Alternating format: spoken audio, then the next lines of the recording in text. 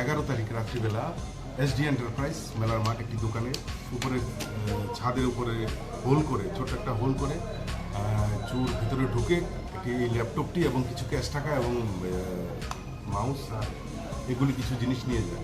পরবর্তী সময়ে এটা নিয়ে একটি সুনির্দিষ্ট একটি আমরা অভিযোগ পাই এবং তার আগেও আমাদের কাছে আরেকটি অভিযোগ ছিল, সেটা হচ্ছে কোর্ট কমপ্লেক্সের ভিতর থেকে কিছু ব্যাটারি চুরি হয়েছে। তো এই দুটো ঘটনার উপরে অ্যাকচুয়ালি আমরা ফোকাস করছিলাম। এই ঘটার সাথে সাথে রাত্রিবেলা তো পশ্চিম থানার ওসি বরতুষ দাস এবং বরতলা ফাঁড়ি থানার ওসি শুভজিৎ দেব ওরা একটা টিম তৈরি করে। যাতে টিম তৈরি করে প্রাথমিকভাবে যে জিনিসটা পাওয়া যায় সেটা হচ্ছে সিসি ফুটেজ থেকে, মানে ওই দোকানের মাঝখানে যে সিসি সেখান থেকে যে চুরি করেছে অমিত দেব তার ব্যাক সাইড ছবিটা পাওয়া যায়, পেছনের দিকটা পাওয়া যায়। তো পেছনের দিকটা পাওয়া যাওয়াতে তো এটার উপর ভিত্তি করেই ইনভেস্টিগেশন স্টার্ট হয় এবং বুঝতে করতে ওকে ফাইনালি গিয়ে ওকে অ্যারেস্ট করা সম্ভব হয়েছে গতকালকে রাত্রিবেলা।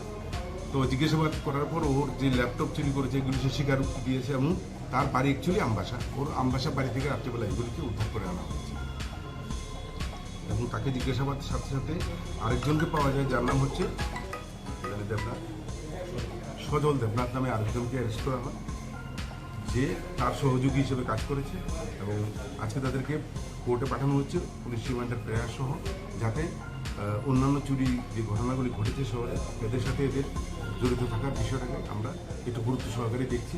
আশা করছি আরও কিছু রিকভারি আমরা করতে পারব। ওদের নাম বললাম তো, একজন সজল দেবনাথ আর একজন অমিত দেব। সজলের বাড়ি দিবি এলাকাতে এবং অমিতের বাড়ি আমবাসা।